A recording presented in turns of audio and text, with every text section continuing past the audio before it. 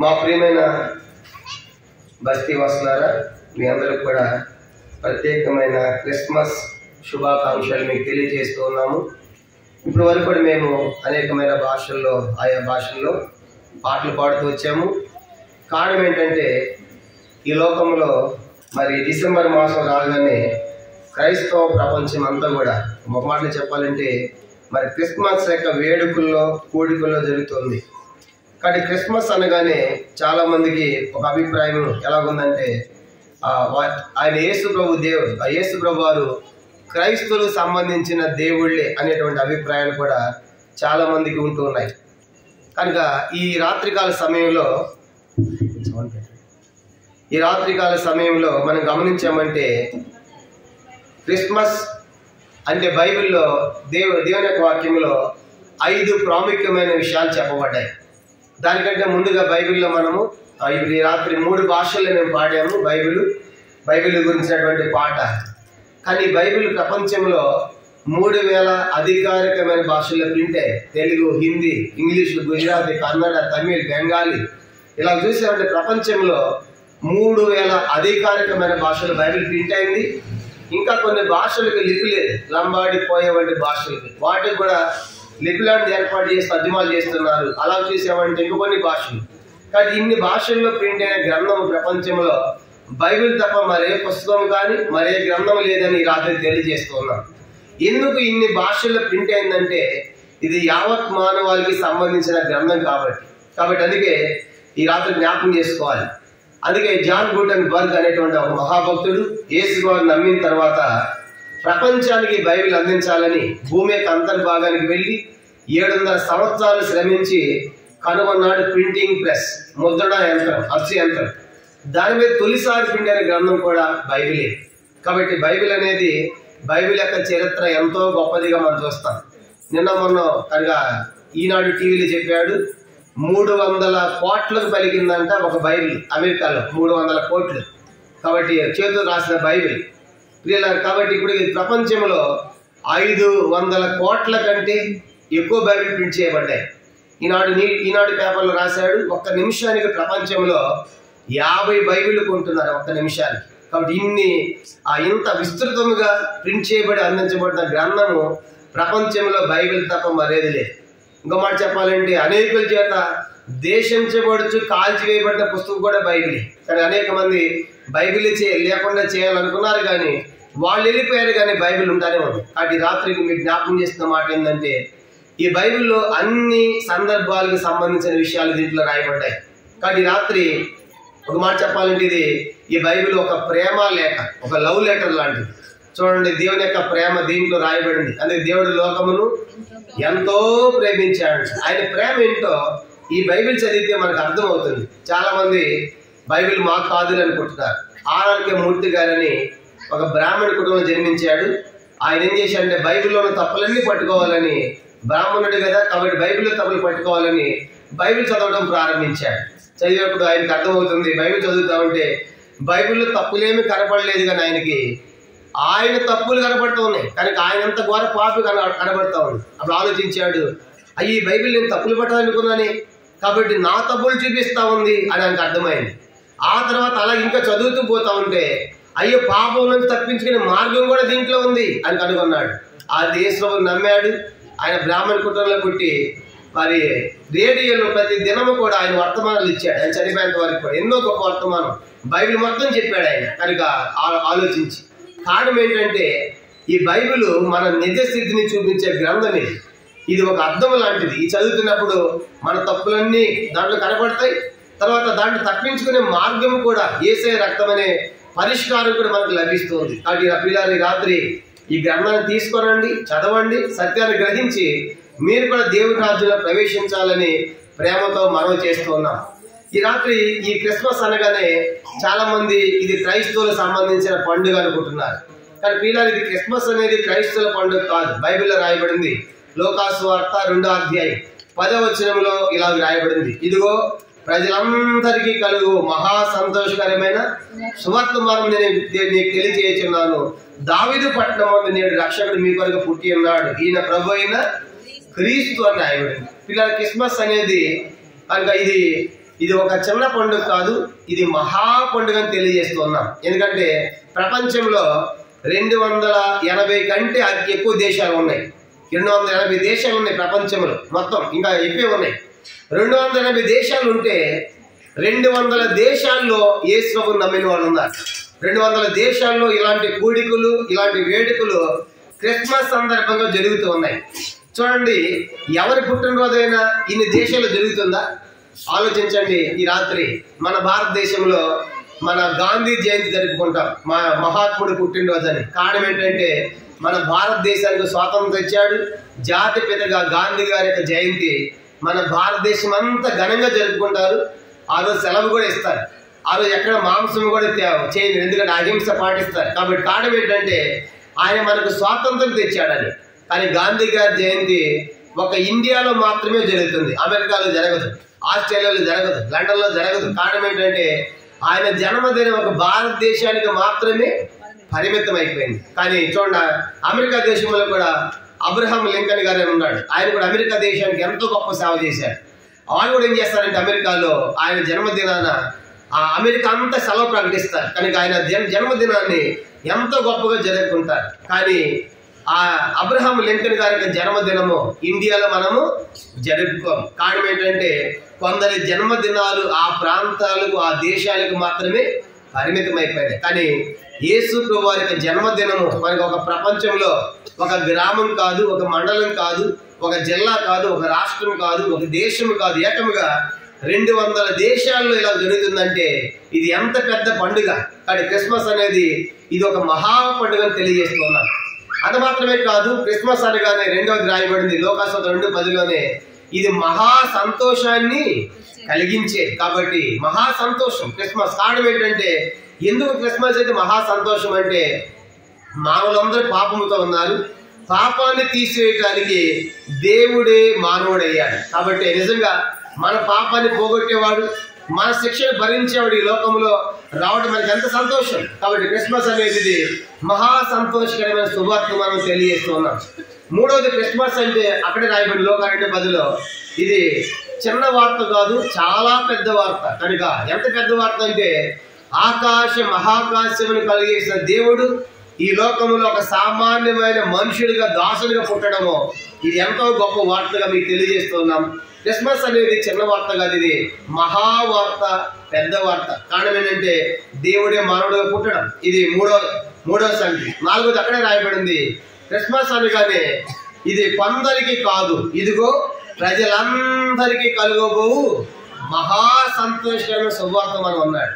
కానీ క్రిస్మస్ అనేది ప్రజలందరికంటే క్రైస్తవులకు మాత్రమే కాదు, ఇది ప్రజలందరికీ సంబంధించిన పండుగగా ఈ రాత్రి మీకు తెలియజేస్తున్నాం. ఆఖరిది మత్తయి సువార్త 2:10లో రాయబడింది, క్రిస్మస్ అంటే ఆ జ్ఞానులు ఆ నక్షత్రం చూచి అత్యానంద భరితులై అని రాయబడింది. కానీ క్రిస్మస్ అనేది ఆనందం కాదంట. ఏ ఆనందం ఇది? అత్యానందం. ఆనందం వేరే, అత్యానందం వేరే. మామూలుగా ఏదో దినానికి వారం అంతా పనిచేస్తే కూలి తీసుకుంటాం, కనుక డబ్బు రాగానే మనకి ఎంతో ఆనందం.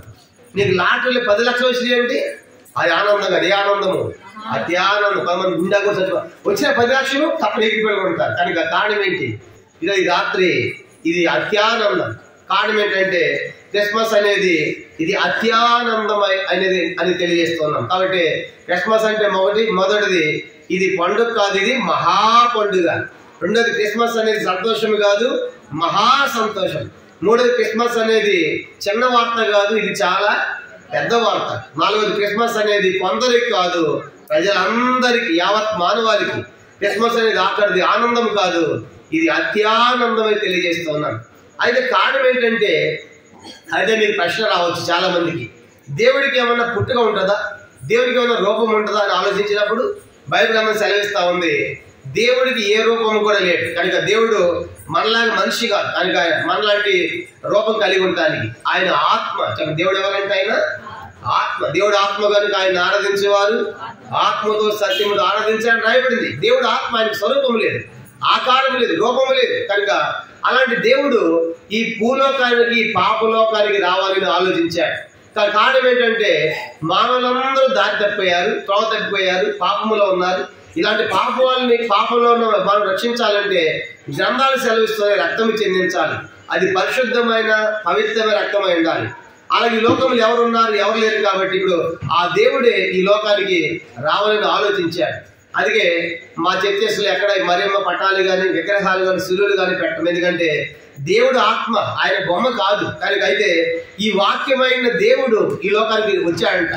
యోహాను సువార్త 1వ అధ్యాయం 1వ వచనం రాయబడింది, ఆది యందు వాక్యం ఉండెను, వాక్యము దేవుని యొద్ద ఉండే వాక్యమే. కింద వచనాల్లో 14లో ఆ వాక్యము శరీరధారి అయి కృపా సత్య సంపూర్ణ మన మధ్య. కానీ వాక్యమైన దేవుడు ఒక ఆకారాన్ని రూపాన్ని ధరించుకొని ఈ లోకానికి వచ్చిన పర్వదినమే క్రిస్మస్ అని తెలియజేస్తూ ఉన్నాం.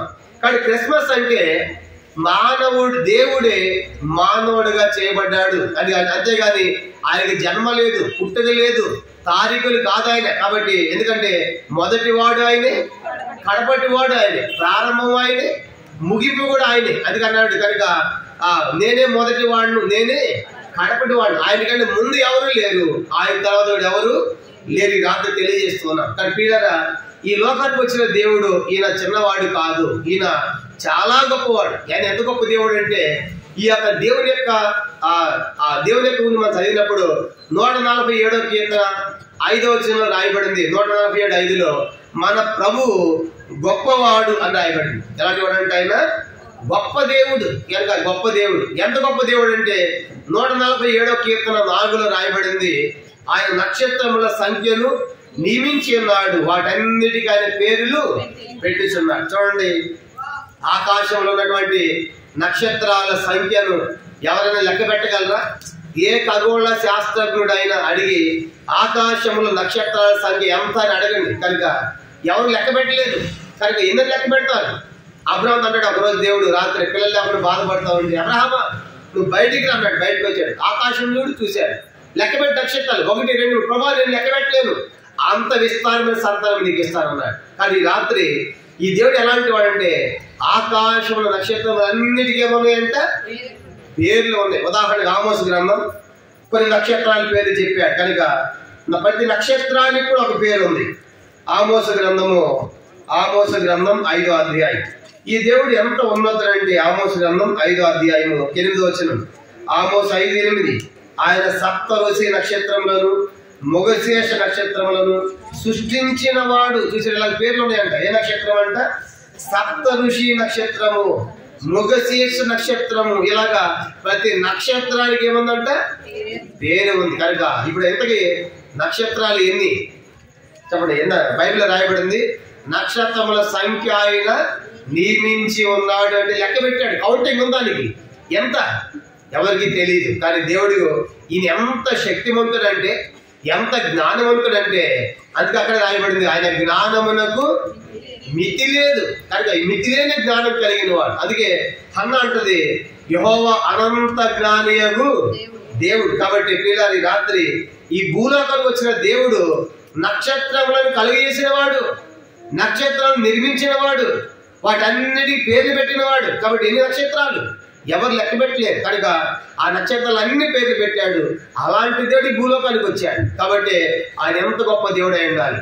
అందుకే ఖగోళ శాస్త్రజ్ఞులు కూడా ఎవరు ఈ రోజు వరకు కూడా నక్షత్రాల సంగతి తేల్చలేకపోయారు. అందుకే పేపర్లో మనం చూస్తూ ఉంటాం, మేము కొత్త నక్షత్రాన్ని కనుగొన్నాము, కొత్త గ్రహాన్ని కనుగొన్నామని మనం న్యూస్ వింటూ ఉంటాం. కారణం ఏంటంటే నక్షత్రాల సంఖ్య ఎవరికి కూడా తెలియదు. ఇంకా ఈ దేవుడు ఎంత గొప్పవాడు అంటే చూడండి, మనం చూద్దాం యెషయా గ్రంథం 40వ అధ్యాయం.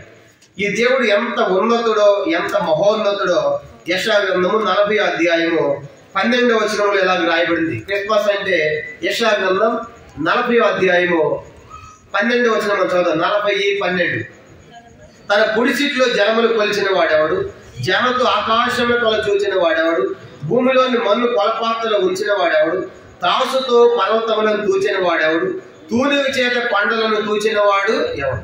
ఇక్కడ దేవుడి గురించి 5 విషయాలు చెప్పబడ్డాయి. ఈ దేవుడు ఎంత గొప్ప దేవుడు అంటే, కానీ ఈయనంట ఎలాంటి వాడంటే తన పుడిసిటిలో జలములు కొలిచిన వాడెవడు. 7 ఖండాలు ఉన్నాయి, 5 మహాసముద్రాలు ఉన్నాయి. ఈ 5 మహాసముద్రాల నీటినంట దేవుడు ఏం చేయాలంటే తన పుడిసిట్లో పట్టాడు, తన దోసిట్లో పట్టాడు. దేవుని యొక్క హస్తం ఎంత పెద్దదంటే 7 మహాసముద్రం నీటిని దేంట్లో పెట్టాడంట? 5 మహాసముద్రం నీటిని చేతిలో పట్టాడంటే ఈయన ఎంత పెద్ద దేవుడు. అలాంటి దేవుడు ఈ భూలోకంలో జన్మించింది. ఆ దేవుడి యొక్క రూపమును ఆలోచించామంటే ఆయన ఆ 5 మహాసముద్రం నీటిని చేతిలో పట్టినటువంటి వాడు. అంత పెద్ద దేవుడు ఈయన. అంత మాత్రమే కాదు, రెండో మాట రాయబడింది, జ్ఞానతో ఆకాశములు కొల చూచిన వాడు ఎవడు? కానీ ఆకాశం అంతటిని దేవుడు దేంతో కొలిచాడంట? ఆయన జ్ఞాన ఆకాశాన్ని కొలిసింది. ఇప్పుడు ఆకాశ వైశాల్యం ఎంత? అది కూడా ఎవరు చెప్పలేడు. ఏ ఖగోళ శాస్త్రజ్ఞుడు ఇంత ఆకాశ విశాల మహాకాశం దేవుడు జ్ఞానంతో కొలిచాడంటే ఆయన జ్ఞానం ఎంత పెద్దదై ఉండాలి. ఆ దేవుడి భూలోకి దిగి వచ్చింది. అది క్రిస్మస్ అంటే. అంత ఉన్నతుడు మానవుడిగా రావటం ఎంత అద్భుతం. అది మాత్రమే కాదు, క్రిస్మస్ అంటే అక్కడ రాయబడింది, భూమిలోని మన్ను పొలపాత్రలో ఉంచిన వాడు ఎవడు? కనుక ఈ భూమి అంతా మనం గమనించామంటే 29% భూమి ఉంది. 100%లో 71% అంతా నీరే, సముద్రాలే. ఈ సముద్రాల మధ్యలో భూమి వేలాడుతుంది అన్నమాట. ఇంత పొంగిదంటే సముద్రాలు కనుక ఫినిష్ అయిపోయినట్టే మన సాధించి. కనుక ఇంత చిన్న పర్సెంట్ 29% మాత్రమే భూమి ఉంది, 71% నీరు. ఈ 29% భూమి అంతా దేవుడు దేంట్లో పెట్టాడంటే ఆయన ఒక కొల పాత్రలో పెట్టాడు. మన పాత్రలో రైసు మరి కర్రీస్ పెట్టినట్టుగా వస్తువులు పెట్టినట్టుగా భూమి అంతటి వాడు దేవుడు ఒక పాత్రలో పెట్టాడంటే ఆయన ఎంత పెద్ద దేవుడే ఉండాలి. అంత మాత్రమే కాదు, ఇది ఎలాంటి వాడు అంటే త్రాసుతో పర్వతములను తూచిన వాడు ఎవడు? ఈ దేవుడు ఎలాంటి వాడు అంటే ఈ లోకానికి వచ్చిన దేవుడు పర్వతములన్నీ కూడా ఒక త్రాసులో పెట్టాడంట, చేతితో పైకి లేపుతాడంట. తూయటం అంటే ఆంధ్ర భాష, తెలంగాణ భాషలో జోగటం. కనుక జోగన్ సార్ అంటారు కదా, పర్వతాలు ఆయన చేతులు పెట్టి జోగుతున్నాడంట, తూస్తున్నాడు. ఆయన ఎంత బలమైన చేయి ఉండాలి. కానీ పర్వతాలన్నీ ఒకటి కాదు, భూమి మీద పర్వతాలు ఎన్ని, వాటి సంఖ్య ఎంత? ఈ పర్వతాలన్నీ ఒక దగ్గర పెట్టి ఎవడు దాన్ని లేపగలడు? అలాంటి దేవుడు ఈ లోకానికి వచ్చింది. అది మాత్రమే కాదు, రాయబడింది తూలిక చేత కొండలను తూచిన వాడు ఎవడు అన్నాడు. కనుక కొండలన్నీ కూడా దేవుడు ఒక త్రాసులో పెట్టి దాన్ని కూడా జోగుతున్నాడంటే ఈయన సామాన్యమైన దేవుడు కాదు. కానీ ప్రియులారా, ఈ లోకానికి వచ్చిన దేవునికి అసలు ఆకారం లేదు, రూపము లేదు. ఎంత మహోన్నతమైన దేవుడు. సమస్త సృష్టి కూడా ఆయన ద్వారానే కలిగింది. ఆయన ఆకాశములు, భూమిని, సముద్రములు సమస్తాన్ని కూడా తన మహత్తర మాట చేత నిర్మించిన వాడు. కలుగును గాకంటే చాలా ఏమైపోయిందండి, అన్ని కూడా కలిగా. అందుకే ఈ యోహాను సువార్త 1వ అధ్యాయంలో రాయబడింది యేసు ప్రభు ఎలాంటి దేవుడు అంటే యోహాను సువార్త 1వ అధ్యాయం, యోహాను సువార్త 1వ అధ్యాయము ఇవన్నీ కూడా ఆయనే నిర్మించాడు, ఆయనే కలిగించిన వాడు. యోహాను సువార్త 1వ అధ్యాయము మనం గమనించామంటే చూడండి 2వ వచనం, ఆయన ఆది యందు దేవుని యొద్ద ఉండెను, సమస్తము యేసుక్రీస్తు మూలముగా కలిగెను. సమస్తము కూడా ఆయన కలిగేసిన వాడు. కానీ ఈ సృష్టి అంతటి కలిగేసినటువంటి దేవుడు ఈ భూలోకానికి రావడము ఎంత గొప్ప దేవుడు. అందుకే బైబిల్లో 1వ రాజుల గ్రంథం 8వ అధ్యాయం 27లో సొలొమోను అనేటువంటి ఒక మహారాజు ఇలాంటి దేవునికి ఒక ఆలయం కట్టాలనుకున్నాడు. దేవానికి మందిరం కట్టాలన్నాడు. దేంతో కట్టాడు తెలుసా? ఆయన మందిరము దేంతో కట్టాడు? బంగారముతో. కానీ బంగారంతో కట్టి దీంట్లో ఉంటామని ఆయన అనలేదు. ఏమన్నాడు? 1వ రాజుల గ్రంథం 8వ అధ్యాయం. ఈ దేవుని గురించి ఆయన ఏమన్నాడంటే కట్టింది బంగారు మందిరమే కానీ దీంట్లో ఆ దేవుడు సరిపోడు. 1వ రాజుల గ్రంథము 8వ అధ్యాయం చూడండి 27వ వచనం. 1 రాజులు 8వ అధ్యాయము 27వ వచనం నేను చదువుతున్నాను. 1 రాజులు 8వ అధ్యాయం 27వ వచనం చదవండి. నిశ్చయముగా దేవుడి లోకమందు నివాసము చేయుడు, ఆయన నివసించలేడు. ఎందుకు? ఆకాశ మహాకాశము సైతము నిన్ను పట్టజాలవు, కానీ నేను కట్టించిన ఈ మందిరం ఎలాగూ పట్టును. ఈ దేవుడు గురించి మహారాజు అంటాడు, స్వర్ణ దేవాలయం బంగారంతో కట్టాడు. దేవా, నేను కట్టించిన ఈ లోకములో దేవుడు అసలు ఈ లోకములో నివసించలేడు. మనం కట్టే దేవాలయంలో ఆయన ఉండలేడు. కారణం ఏంటని చెప్పే కదా. ఆయన ఎందుకు ఆయన మందిరంలో పట్టలేడు, ఎందుకు ఆయన దేవాలయాన్ని పెట్టలేమంటే యెషయా గ్రంథం 66వ అధ్యాయం. ఈ లోకానికి వచ్చిన దేవుడు సామాన్యమైన వాడు కాదు. ఎంత గొప్పవాడు అంటే యెషయా గ్రంథము 66వ అధ్యాయం. ఆ దేవుడు అంటాడు, 1వ వచనం, యెషయా గ్రంథం 66వ అధ్యాయం 1వ వచనం, యెహోవా ఇలాగ ఆజ్ఞిస్తున్నాడు, ఆకాశము నా సింహాసనము, భూమి నా పాదపీఠము. మీరు నా నిమిత్తము కట్టనుద్దేశించిన ఇల్లు ఏ పాటిది? నాకు విశ్రమ స్థానముగా మీరు కట్టనుద్దేశించినది ఏ పాటిది? దేవుడు అంటాడు ప్రజలారా కనుక ఇలా ఆజ్ఞిస్తాడు ఆయన.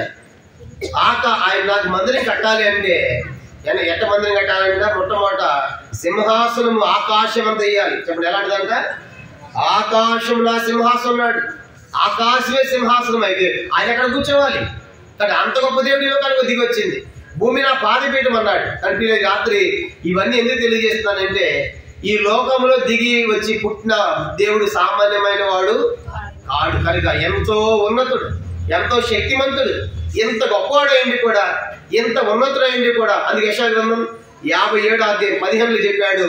57:15 నేను మహాగణుడును, మహోన్నతుడును, నిత్య నివాసైన ఎలా సెలవిస్తున్నాడు?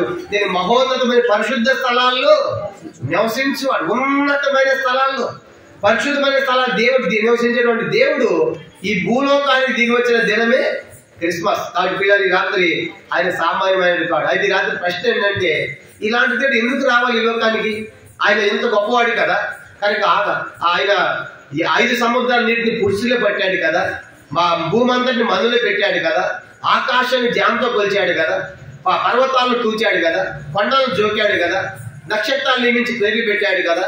కానీ ఇప్పుడు ఆ ఆకాశమైన సింహాసనం కదా, భూమి ఆయన పాదపీఠం కదా.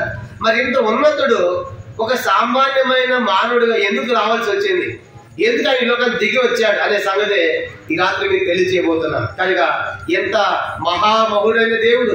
హెబ్రీ పత్రిక 1వ అధ్యాయంలో రాయబడింది మొదటి 3 వచనాల్లో ఈయన మహామహుడైన దేవుడు. తీతు పత్రిక 2:13 రాయబడింది ఈయన మహాదేవుడు. కానీ మహాదేవుడు ఈ లోకానికి వచ్చిన వాడు. ఎంత ఉన్నతుడైంది ఒక సామాన్యమైనగా మానవుడిగా దిగి వచ్చాడు. నీల్ ఆర్మ్స్ట్రాంగ్ అనేటువంటి ఒక వ్యోమగామి చంద్రమండలం మీద మొట్టమొదటిసారిగా అడుగుపెట్టి చంద్రమండలం మీదకి వెళ్ళాడు. అవన్నీ చూశాడు. వచ్చిన తర్వాత భూమి మీదకి వచ్చాడు. ఆయన్ని పిలిచారు. ఒకసారి విజయవాడలో ఒక మీటింగ్ పెట్టినప్పుడు ఆయన విజయవాడలో ఒక పెద్ద గ్రౌండ్స్ లో కొన్ని వేల మంది వచ్చారు. దాంట్లో శాస్త్రవేత్తలు, సైంటిస్టులు, ప్రొఫెసర్లు ఎంతమంది ఉన్నారు.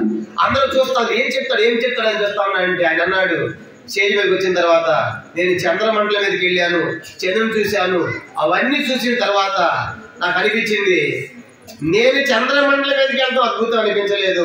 ఆ సృష్టి అంతా చూసినప్పుడు ఎంత గొప్ప దేవుడు ఆ భూలోకం దిగి వచ్చింది, ఎంత ఉన్నత సామాన్య మనిషి పుట్టిందని నాకు అనిపించింది. నేను చంద్రమండలం మీదకి వెళ్ళితే అద్భుతం కాదు, కానీ చంద్రమండలము, సూర్యమండలము, గ్రహాలు, పాలకొంత, నక్షత్రాలు ఇవన్నీ కలిగేసిన దేవుడు ఒక సామాన్యమైన దిగి రావటము మహాద్భుతం అన్నాడు. మనం అమెరికా పోతే చాలా గొప్పది అనుకుంటాం, ఆస్ట్రేలియా పోతే చాలా గొప్పది అనుకుంటాం, లండన్ పోతే అబ్రాడ్ పోతే చాలా గొప్పది అనుకుంటాం, ఒక దేశం నుంచి మరొక దేశం పోవడం గొప్పది అనుకుంటాం. కానీ ఇవన్నీ కలిగేసిన దేవుడు ఒక సామాన్యమైన మనిషిగా మానవుల మధ్యలో పుట్టాడు. కారణం ఏంటంటే కనుక మహామహుడైనటువంటి దేవుడు చీకట్లో ఉన్నటువంటి మానవాళికి వెలుగు ఇవ్వాలని, చీకట్లో ఉన్నటువంటి వారిని వెలుగులో తీసుకొని రావాలని, మానవులు ఉన్నటువంటి వారికి జీవనంలోకి నడిపించాలని, కానీ అంధకారం ఉన్నటువంటి వారికి కనుక వెలుగు ప్రకాశించడానికి ఆయన వెలుగైన దేవుడు ఈ లోకంలో ఉదయించాడు. కానీ పిల్లరా ఆయన ఎందుకు రావాల్సి వచ్చిందంటే బైబిల్ అందరూ సెలవిస్తా ఉంది, లోకమంతా చెడిపోయింది, లోకమంతా పాపం తినబడింది. ఇలాంటి పాపలోకం మనుషులందరూ కూడా అందరూ పాపములు ఉన్నారు. మొదటి రాజుల గ్రంథం 8వ అధ్యాయం 46లో రాయబడింది, పాపము చేయని వాడు ఒక్కడు లేడని రాయబడింది. రోమపత్రిక 3వ అధ్యాయం 11లో రాయబడింది, నీతిమంతుడు లేడు, ఒక్కడు లేడు, గ్రహించేవాడు లేడు, దేవుని వెతకవాడు లేడు, అందరూ త్రోత వేగముగా పనికి మాలిన వారని రాయబడింది. కానీ ఆ రీతిగా ఈ చెడిపోయినటువంటి లోకాన్ని బాగు చేయటానికి, కానీ చెడిపోయిన మానవుని బాగు చేయటానికి, పాపాన్ని కడగటానికి, పాపము లేని దేవుడిగా, పరిశుద్ధ దేవుడిగా ఈ లోకంలో 2024 సంవత్సరాల క్రితం ప్రపంచానికి మధ్య భాగంలో సెంట్రల్ పాయింట్ లో యెరూషలేము అనేటువంటి ప్రాంతంలో బెత్లెహేమ్ అనే స్థలంలో ఆయన జన్మించడం జరిగింది. యేసు వారు శకపురుషుడు, ఆయన ద్వారానే చరిత్ర ప్రారంభమవుతుంది. క్రీస్తు శకము, క్రీస్తు పూర్వం అనేటువంటి మాటలు క్రీస్తే శకాన్ని విభజించాడు. అంత మాత్రమే కాదు, ఆయన ద్వారానే క్యాలెండర్ వచ్చింది. ఈరోజు క్యాలెండర్ వేసినప్పుడు లేకపోతే క్యాలెండర్ లేదు మనకు. కనుక ఇంత గొప్ప దేవుడు ఈ లోకానికి దిగి వచ్చాడు. కారణం ఏంటంటే వీళ్ళందరి ప్రతి మానవుని యొక్క పాపాన్ని పరిహారం చేయటానికి. అది ఈ లోకంలో బైబిల్లో రాయబడింది. మరి ఒక మనిషి పాపంలోనే జీవిస్తా, పాపాన్ని తింటా తాగుతా ఉంటే ఏం జరుగుతుంది? పాపంలో వచ్చే జీవితము మరణం అన్నాడు. ఏంటి ఆ మరణము? అగ్నిగుండం. మనం చనిపోయిన తర్వాత పూడ్చి పెడతాం, కాల్ చేస్తాం, కానీ ఈ ఆత్మ దేవుని దిగి వెళుతుంది. దానికి రెండో మరణం ఉంది. అది అగ్ని ఆరదు, పురుగు చావు. దాన్ని తప్పించాలని ఈ లోకానికి వచ్చాడు. తొడవగా మనమందరికీ పిలుస్తూ ఉన్నాడు. ఆయన రక్తములో మన ప్రతి పాపాన్ని కడుక్కోవాలని, ఒప్పుకోవాలని, ఆయన విశ్వసించాలని ఆయన ఆశిస్తూ ఉన్నాడు. కాబట్టి ఎవరి దేశం దగ్గరికి వచ్చి వాళ్ళ పాపాన్ని ఒప్పుకుంటారో, ఆయన రక్తంలో వారి పాపాన్ని కడుక్కుంటారో వాళ్ళ పాపం క్షమించబడుతుంది. వాళ్ళ పరలోక రాజ్యానికి ప్రవేశం ఉంది. అందుకని చెప్పాడు, నేనే మార్గము, నేనే సత్యము, నేనే జీవము, నా ద్వారా ఎవరు తండ్రి యొద్దకు రారు అన్నాడు. కానీ మరి ఈ లోకానికి దిగి వచ్చిన దేవుడు ఒట్టెట్టిగా రాలేదు. ఆయన గురించి బైబిల్లో ముందే చెప్పబడింది. ఆయన ఎలాగ వస్తాడు, ఎవరిలో పుడతాడు, ఎక్కడ పుడతాడు, సూచన ఏంటి అనే సంగతులు ముందుగానే చెప్పబడ్డాయి. అవన్నీ కూడా ఒక 7 సంగతులు ఈ రాత్రి మీకు జ్ఞాపకం చేసి నేను ముగిస్తాను. ఇదంతా కూడా ఒక 5-10 నిమిషాలని మనము ఈ కార్యక్రమం ముగించుకుంటాం. ఇప్పుడు చెప్పిందంతా ఉపోద్ఘాతము.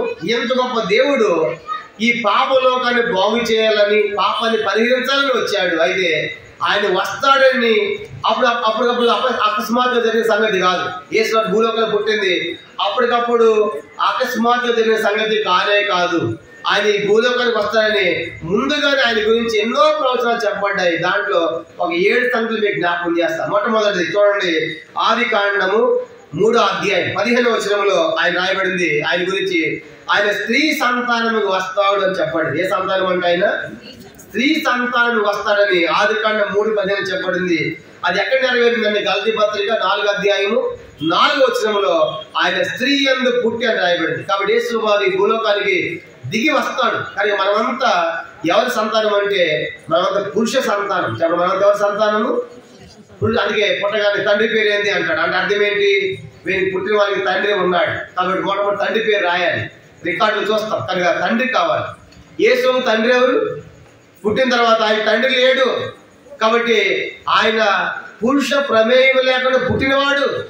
మా కన్య మరియ ఆ దినాల్లో పరిశుద్ధంగా జీవిస్తా ఉంది. దేవుని యొక్క ఆత్మ ఆవిడ ఆవరించింది.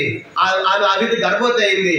గర్భవతి అయ్యి ఒక కుమారుని బయట తీసుకొచ్చింది. కాబట్టి మరియకు భర్త లేడు, యేసు వారికి తండ్రి లేడు. ఆయన స్త్రీ సంతానం అంటే అర్థం ఏంటంటే మనమంతా ఒక స్త్రీ పురుషుల యొక్క కలయిక ద్వారా తల్లిదండ్రుల యొక్క కోరికలు ఇచ్చంతో మనం పుట్టాం. కానీ దేవుడి లోకానికి ఎలాగొచ్చాడంటే పురుష ప్రమేయం లేకుండానే. ఆలోచించండి, పురుషులు లేకుండా ఏసైనా గర్భవతి అవుతుందా? కానీ మరియం అయ్యింది. కారణం ఏంటంటే పరిశుద్ధాత్మ ద్వారా ఇది సాధ్యమైంది. కాబట్టి మొదటి సంగతి ఏంటంటే ఆయన స్త్రీ సంతానికి వస్తున్నటువంటి ప్రవచనం దాదాపుగా 4000 సంవత్సరాలకు ముందే చెప్పబడింది. ఎన్ని సంవత్సరాలు చెప్పండి? ఇది 4000 సంవత్సరాలకు ముందు చెప్పాడు. 4000 సంవత్సరాల తర్వాత జరిగింది. కాబట్టి యేసు వారి జన్మ అకస్మాత్తుగా జరిగింది కానే కాదు. కనుక 4000 సంవత్సరాల క్రితం ఆయన స్త్రీ సంతానం వస్తానని చెప్పబడింది. గలతీ పత్రిక 4వ వచనంలో 4000 సంవత్సరాల తర్వాత మనం చూస్తాము అది నెరవేరింది. రెండోది ఆయన గురించి చెప్పబడింది. రెండో సంగతి చూడండి, యోబు గ్రంథం 14వ అధ్యాయం. యోబు గ్రంథం 14వ అధ్యాయం 14వ వచనంలో ఆయన పాప సహితులలో నుండి పాపరహితుడు రాగలిగిన ఎంత మేలు అని రాయబడింది. ఇది కూడా ప్రవచనమే. ఇది దాదాపుగా క్రీస్తు పూర్వం 1520 సంవత్సరాల క్రితం చెప్పబడింది. 1520 సంవత్సరాల క్రితం చెప్పబడిన మాట ఏంటంటే పాపములో ఉన్నటువంటి వ్యక్తిలో నుండి పాపము లేని వ్యక్తి వస్తాడని రాయబడింది. మరియమ్మ కూడా మనలాంటి స్త్రీ, సామాన్యమైన స్త్రీయే. కానీ పాపము కలిగినటువంటి ఆ స్త్రీలో నుండి పాపము లేని దేవుడు వస్తాడనే మాట చెప్పబడింది. క్రీస్తు పూర్వం 1520 సంవత్సరాల క్రితం చెప్పబడి ప్రవచనము లోకాసు వార్త 1వ అధ్యాయం 35లో చెప్పబడింది, నెరవేరింది. ఏమన్నాడు? 35లో పుట్టబో శిశువు పరిశుద్ధుడై దేవుని కుమారుడు అనబడును. కట్టుడారా ఆయన పాపము లేని వాడికి వస్తాడని ప్రవచనము ముందే చెప్పబడింది. అందుకే యేసు జన్మలో కానీ జీవితంలో కానీ ఏ పాపం ఆయన ఎవరు కనుగొనలేకపోయారు. ఆయన అన్నాడు, నాలో పాపం నీళ్ళు ఎవరు స్థాపిస్తాడన్నాడు. ఆయన పవిత్రుడు, పరిశుద్ధుడు, నిర్దోషి, నిష్కల్మషుడు, పాపంలో చేరక ప్రత్యేకమైనటువంటి వాడని హెబ్రీ పత్రిక 7వ అధ్యాయం 20లో చెప్పబడింది. ఈ దేవుడు పాపము లేనివాడికి వస్తాడు. కనుక పాపం ఉన్నటువంటి వారిలో నుంచి పాపం లేని వస్తాన్ని ప్రవచనం కూడా చెప్పబడింది. అది కూడా నెరవేరింది. ఇది రెండు. మొట్టమొదటిగా ఆయన ఏ సంతానం వస్తాడు? స్త్రీ సంతానం వస్తాడు. ఆయన వ్యక్తిత్వం ఎలా వస్తాడు? ఆయన పాపము లేనివాడిగా వస్తాడు. మూడో సంగతి చెప్పబడింది. మూడో విషయం మనం చూసామంటే ఆదికాండము 49వ అధ్యాయం. ఆదికాండం 49వ అధ్యాయం 10లో చెప్పబడింది. ఆయన యోధా గోత్రం నుండి వస్తాడు. చదవండి. ఆదికాండము 49:10 చదవండి. ఆయన ఏ గోత్రంలో వస్తాడు కూడా చెప్పబడింది.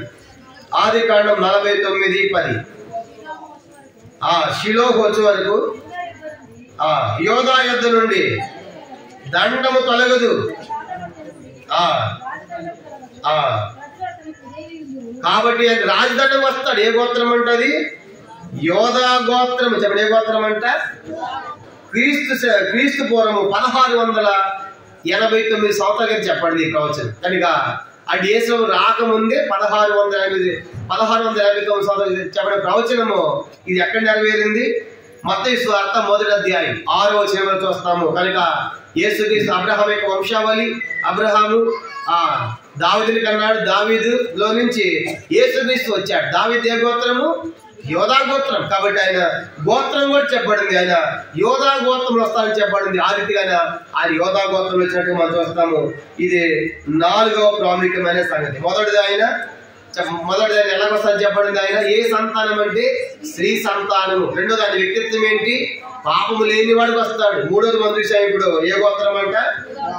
యోధా గోత్రం. నాలుగోది ఆయన ఏ గర్భంలో వస్తాడు కూడా చెప్పండి. ఏ గర్భంలో వస్తాడు? యెషయా గ్రంథం 7వ అధ్యాయం 14వ వచనం. కన్యక గర్భవతి కుమారుని కనును. ఆయనకి ఇమ్మానుయేలు పేరు పెట్టని ప్రవచనము క్రీస్తు పూర్వము 740 సంవత్సరాల క్రితం చెప్పబడింది. 740 సంవత్సరాల క్రితమే చెప్పబడిన ప్రవచనము ఎక్కడ నెరవేరింది? మత్తయి సువార్త 1వ అధ్యాయం 21వ వచనం. ఆమె కుమారుని కనును, తన ప్రజలు వారి పాపలు ఆయన రక్షించిన వాటి ఆయనకి యేసు అనేటువంటి పేరు పెడతారు. కన్యక గర్భవతి కుమారుని కనును, ఆయనకి ఇమ్మానుయేలు పేరు పెడతారు ప్రవచనం. మత్తయి సువార్త 1వ అధ్యాయము 21-22 వచనాలు చెప్పండి. కానీ పిల్లలు ఆయన ఏ గర్భము కూడా చెప్పడు. ఏ గర్భం అంటే కన్య గర్భములు వస్తాడు, పాపం లేని వస్తాడు, స్త్రీ సంతానంలో వస్తాడు, యోధా గోత్రంలో వస్తాడు. అంత మాత్రమే కాదు, ఇంకా ఆయన ఏ ఊర్లో వస్తాడో కూడా చెప్పబడింది. ఏ ఊర్లో పుడతాడు ఆయన? మీకా గ్రంథము 5వ అధ్యాయం 2వ వచనంలో రాయబడింది. మీకా గ్రంథం 5వ అధ్యాయం 2వ వచనంలో ఆయన ఏ ఊరంటే అది చదవండి. మీకా గ్రంథం 5వ అధ్యాయము 2వ వచనం. ఈ ప్రవచనము క్రీస్తు పూర్వం 750లో చెప్పబడింది. 750లో చెప్పండి ఈ ప్రవచనము. ఆయన ఏ గ్రామం, ఏ ఊరో, ఏ గ్రామం చెప్పండి. మీకు 5:2 బెత్లెహేం యోధా ఎఫ్రాతా యోధా వారి కుటుంబంలో స్వల్ప గ్రామమైనను నా కొరకు ఇశ్రాయేలు ఏలబో నీలో నుండి.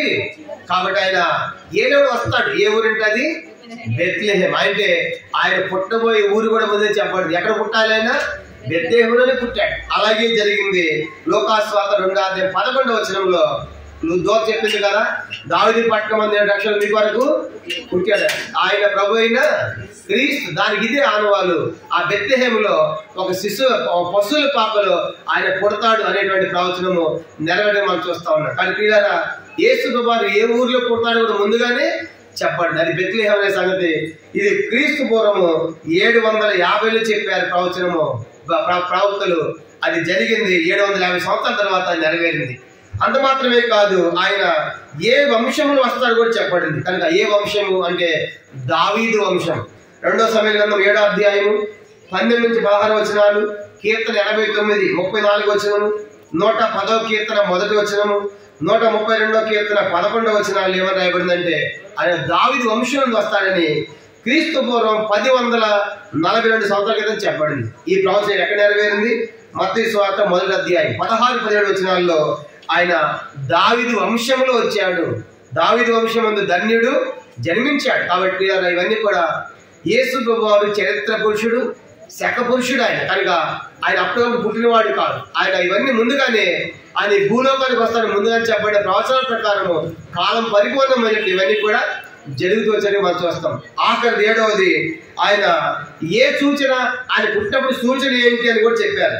సంఖ్యాకాండము 24వ అధ్యాయం 17వ వచనంలో, సంఖ్యాకాండం 24:17లో క్రీస్తు పూర్వం 1452 సంవత్సరాల క్రితం ప్రవచించారు ప్రవక్తలు. క్రీస్తు పూర్వం 1452లో ప్రవచించారు. అది సంఖ్యాకాండ 24:17 ప్రవచనం. యాకోబులో నక్షత్రము ఉదయించు అనే ప్రవచనం ఉంది. అది జరిగింది మత్తయి సువార్త 2వ అధ్యాయం 2వ వచనంలో ఆ యొక్క జ్ఞానులు వచ్చి ఏమన్నారు? యూదుల రాజుగా పుట్టినవాడు ఎక్కడ ఉన్నాడు?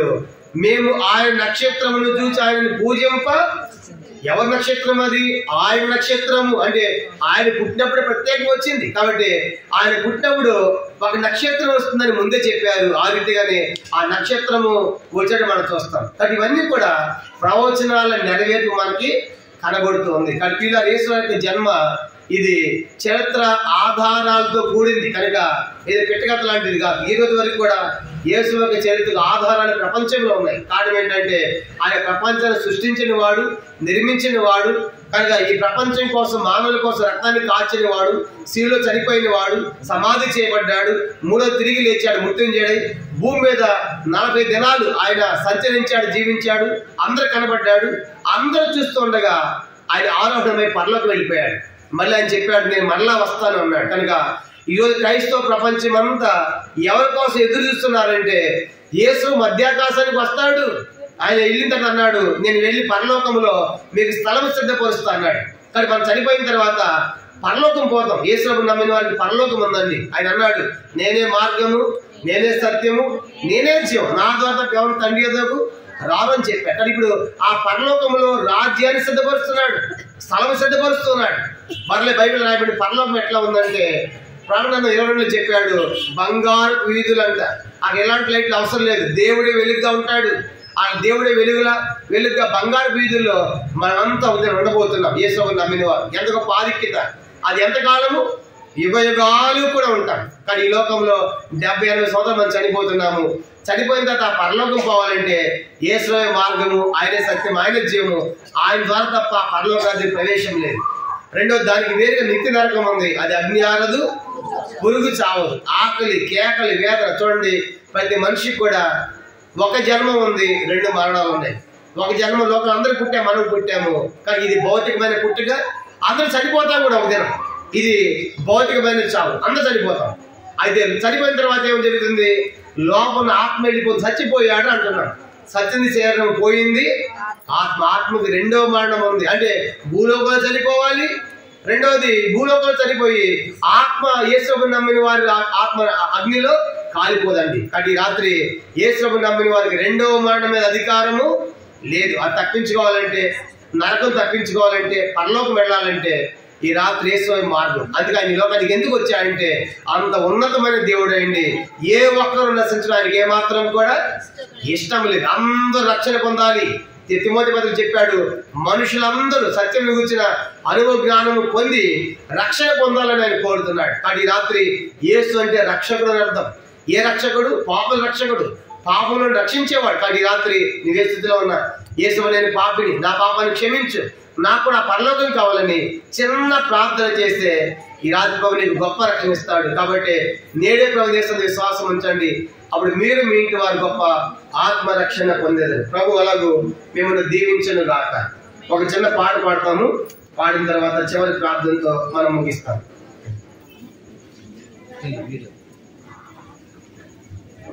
ఒక చిన్న పాట పాడదాము.